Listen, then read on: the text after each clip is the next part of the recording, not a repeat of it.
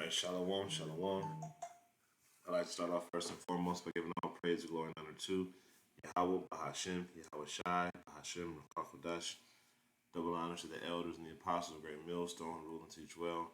Peace, love, salutations, and many blessings to those that are doing this work in truth and sincerity. This is your brother Nathaniel from the GMS Camp Atlanta, coming back at you to the Spirit with another lesson. And I pray and hope this lesson is edifying. Now, I came across this video, and this is an old video of that movie Planet of the Apes. I believe it has Charleston Heston in it, whatever. And I came across this clip on YouTube, and I remember, years ago, I was watching a video with Elder Apostle Gabar, and he had mentioned this very scene where it talked about how this devil will make a desert out of your home and his. All right, and this is a beautiful scene right here because it clearly depicts one. If you have a spiritual eye to see, you see that the apes are representative of the Israelites. Okay, and this is the beginning of their new world. And you see that Esau, who's in chains, he's in captivity. You see that his world has been ended. Okay, his world has been ended. So, which is beautiful. So you know what? I'm gonna start off with that. I didn't have that up, but I'm gonna start off with that. And then we're gonna go ahead and get into the video. It's Revelation 13. I'm gonna start at verse 9, and it says, "If any man have an ear, let him hear. He that leadeth into captivity shall go into captivity. He that killeth with the sword must be killed with the sword. Here is the patience and the faith of the saints." Now, as you can see here, the so-called white man is in captivity. Okay, he's been stripped of all of his clothing, and he basically has on a loincloth and chains. You know, he's not going to be permitted to breed in large numbers, and they're going to go over it right there because this devil, he has been a destructive force and who has enslaved all the nations on the earth.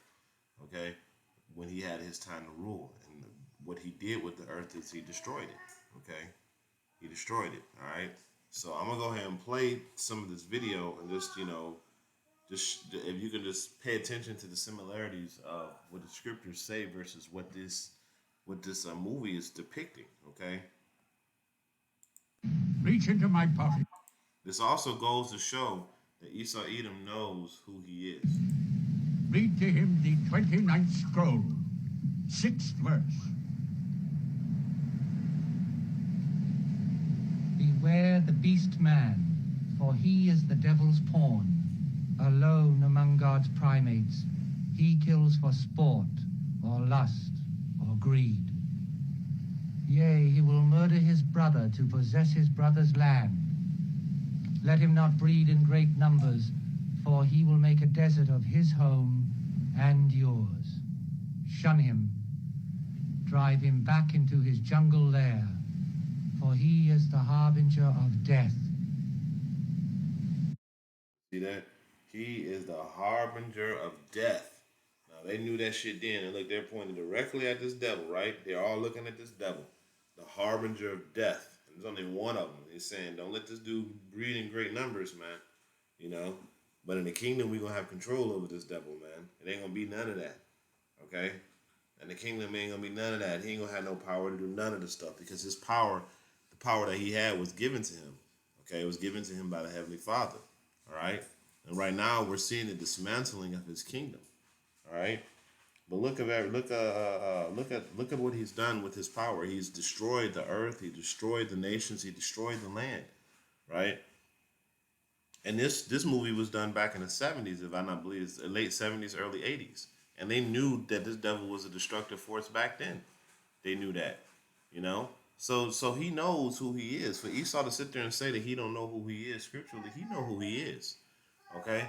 Now I'm going to go to Habakkuk, the 2nd chapter. This is Habakkuk 2:2, and it says, And the Lord answered me and said, Write the visions and make them plain upon tablets, that he may run that readeth it. For the vision is yet for an appointed time, but in the end it shall speak and not lie. Though it tarry, wait for it, because it will surely come and not tarry. What's going to come? Well, the prophecies. Okay, who's going to be ruling in the end?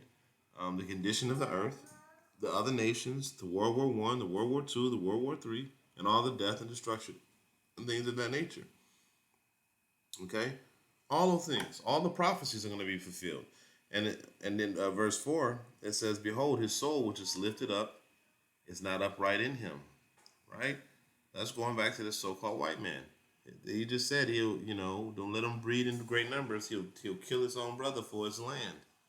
You know, he'll make a desert out of his home and yours. Okay, that's the devil. The devil, he doesn't. He's the basis of all men, so he don't know how to take care of shit. Okay, he don't know how to keep shit right. He's the basis of all men. Okay, it says, "But the just shall live by his faith," and that's us. That's the Israelites, man. Here's the faith and the patience of the saints. I just read it, man. Actually, you know what? I didn't read it. Let me read that. It says, yeah, I did read that. Here's the patience and the faith of the saints. So yeah, that's what we're waiting on, man. Okay, we're patiently having faith and keeping the faith that the Lord is going to come back here and save us, man.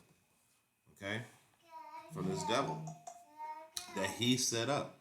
This is verse 5. It says, "Yea, also because he transgresses by wine, he is a proud man, neither keepeth at home." Here we go, right here. "But who enlarges his desire as hell and is as death and cannot be satisfied." What did they call him in here? Let's listen to that again. Reach into my pocket. Read to him the 29th scroll, 6th verse. Beware the beast man, for he is the devil's pawn. Alone among God's primates, he kills for sport, or lust, or greed. Yea, he will murder his brother to possess his brother's land. Let him not breed in great numbers, for he will make a desert of his home and yours. Shun him. Drive him back into his jungle lair, for he is the harbinger of death.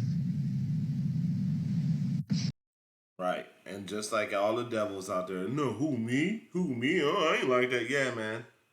You are the harbinger of death. Okay? Let's look at this.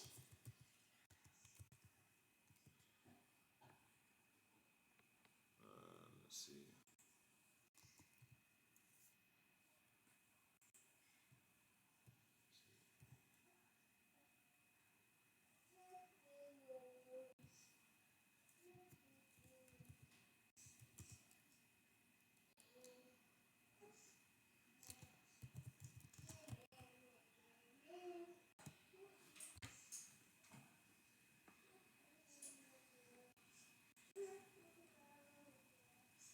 All right, so you have pictures of the European wild man, which was a so-called white man. That was him. He was the one dwelling in caves, the hairy little white man, you know, and they make it difficult to actually find images of it, Um, Esau trying to hide who he is. See that? The European wild man.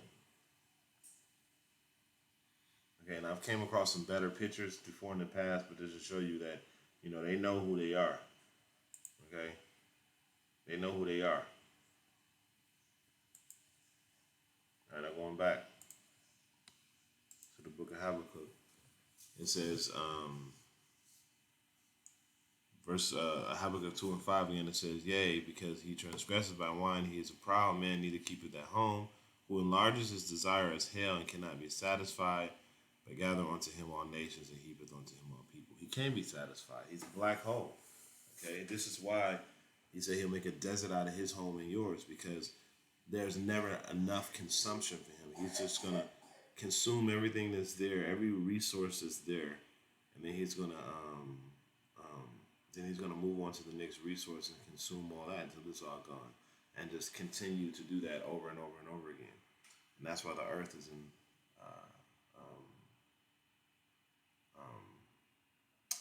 That's why. It's like I lost my train of thought. But yeah, it's like it. That's why he can't be satisfied, man. That's why why it says that. Okay, he's just gonna make a desert out of each place he goes because he can't be satisfied. All right. So I'm gonna go to the book of Jeremiah. I believe it's 30.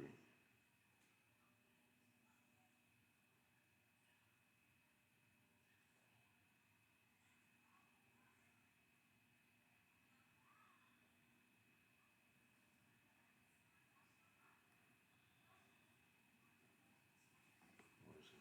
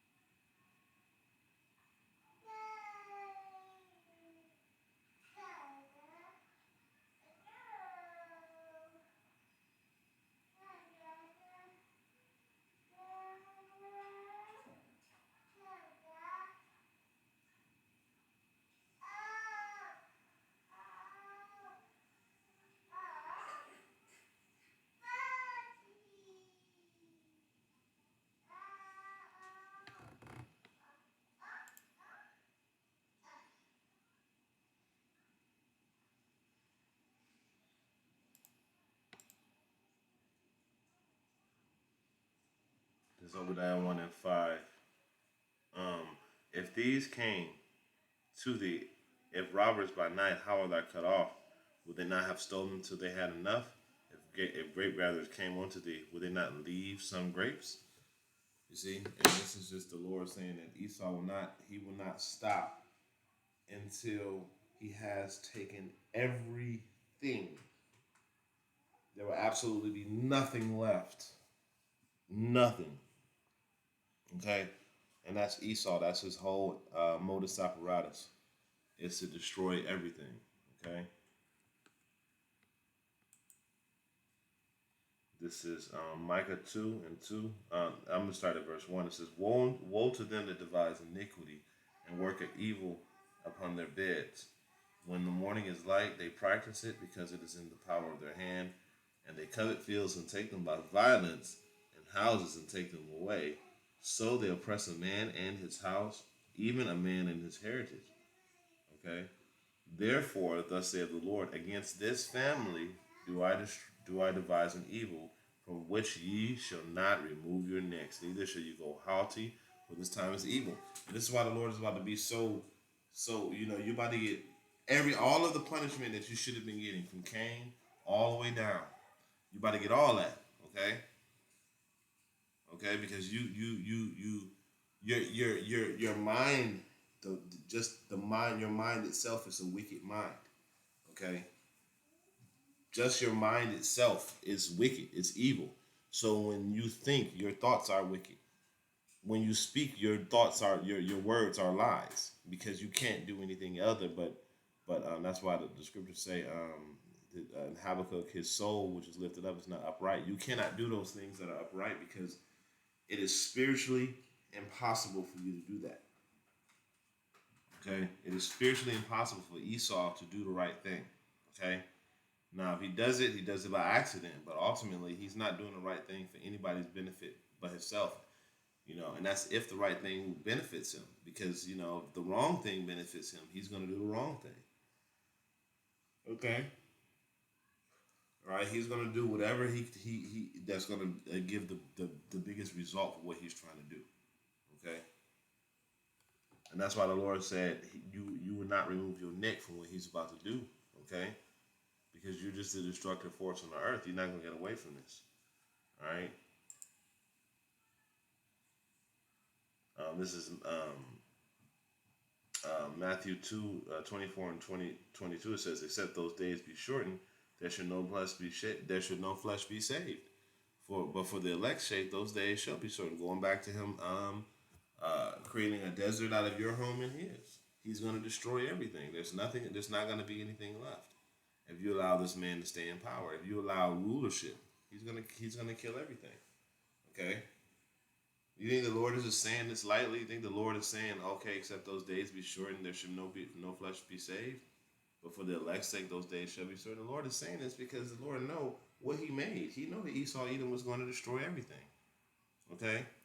Esau, just like Jacob is the former of all things, you got to think about the dynamics.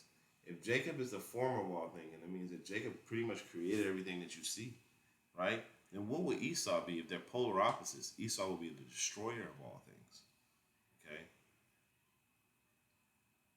Okay? Esau will be the destroyer of all things. All right? So yeah, these days have to be shortened because if they're not shortened, then there would be nothing left.